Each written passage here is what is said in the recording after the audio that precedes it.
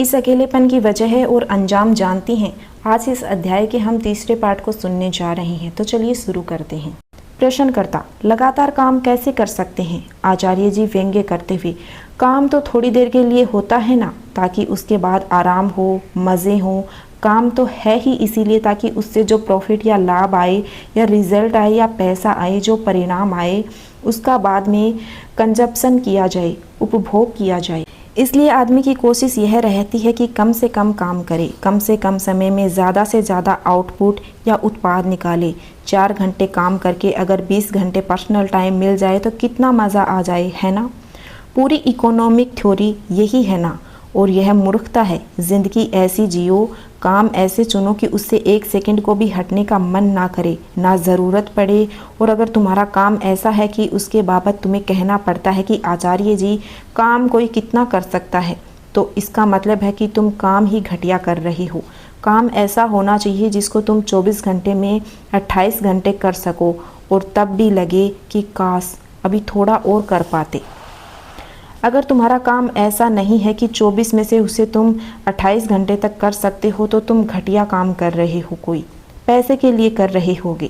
काम तुम्हारा अगर ऐसा है कि घड़ी देखते हो तो कि कब 6 बज गए, या फिर कार्ड स्वाइप करके बाहर आए तो घर को जाए जहाँ पर्सनल टाइम मिलेगा, तो बहुत जहनुम जैसी ज़िंदगी जी रहे हो।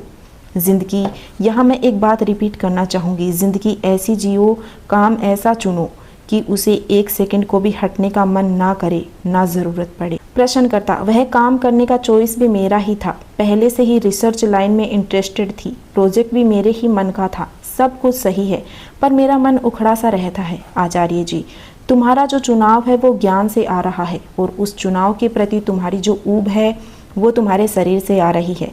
तुम ऊंची से ऊंची चीज़ भी चुन लो, शरीर तो अपना ही राग अलापेगा ना। वो जो अंडा बैठा है भीतर, उसे ऊंचाई नहीं चाहिए, उससे साथी चाहिए। शुक्राणु, तुमने ऊंची से ऊंची चीज़ चुनी है अपने लिए, पर मैंने अभी कहा ना, प्रकृति को ज्ञान से क्या ही लेना देना। तुमने ज्ञान मार्ग चुना। वह तुम्हें कह रही हो IITN हूँ, रिसर्च करूँगी, ये सब तुमने चुना है। ये बात इस देह को समझ में नहीं आती है ना। इसका तो एक ही काम है, DNA आगे बढ़ाना। इसकी कोई रुचि ही नहीं है कि तुम कितना ऊंचा काम कर रही हो ज़िंदगी में, तो तुम चुन लोगी बहुत ऊंचा काम। लेकिन ये फिर भी क्या चिल्लाएगा, मैं तो अकेली हूँ, मैं तो सूनी हूँ, मेरा मन नहीं लगता, मैं तो ऊब रही हूँ, मेरी रुचि नहीं आ रही।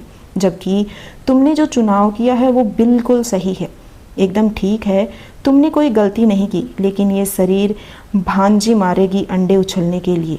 प्रश्नकर्ता, तो हमें क्या हमेशा फोकस्ड रहना चाहिए? आचार्य जी व्यंग्यात्मक तरीके से, नहीं, छितराया हुआ रहना चाहिए। प्रश्नकर्ता, कैसे? आचार्य, कैसे कैसे क्या? अभी कैसे हो?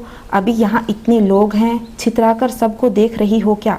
अभी हो ना फोकस्ड, तो तुम्हें आता है फोकस्ड रहना। बस जैसे अभी हो वैसे ही सदा रहो, एकनिष्ठ, सत्यनिष्ठ।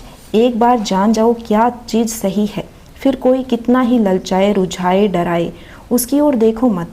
बस ये है कि जो तुम्हें ललचाता है, डराता है, रुझाता है, वो कोई बाहर वाला नहीं है। वो कौन है? वो अपना ही जिस्म है।